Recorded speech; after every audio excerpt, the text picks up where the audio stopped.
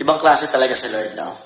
Kasi when you prioritize God at napunta ka dun sa version mo, na pakiramdam mo, hindi mo kailangan lahat. Tsaka unti-unting nahuhulog sa'yo, no? And it reminds me that God is really in control. And you will finally understand the meaning of God is in control. Pag you're not expecting anything in your life, but God eventually give it to you. Kahit hindi mo ine-expect, no?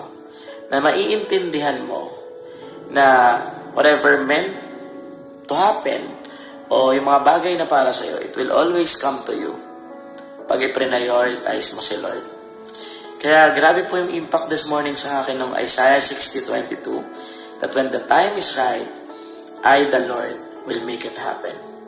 I hope you pause this morning, you reflect, you surrender it to God, have peace na God is in control. Ibibigay yun ni Lord pag para sa'yo. Ibang klase talaga si Lord, no? Kasi when you prioritize God at napunta ka dun sa version mo, na pakiramdam mo, hindi mo kailangan lahat. Tsaka unti-unting nahuhulog sa'yo, no?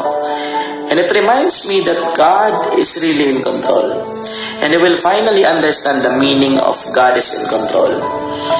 Pag you're not expecting anything in your life, but God eventually give it to you.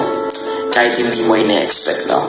Na maiintindihan mo na whatever meant to happen o yung mga bagay na para sa'yo, it will always come to you pag i-prioritize mo si Lord. Kaya grabe po yung impact this morning sa akin ng Isaiah 60:22 that when the time is right, I, the Lord, will make it happen. I hope you pause this morning, you reflect, you surrender it to God, have peace na God is in control. Ibibigay yun ni Lord pag para sa'yo.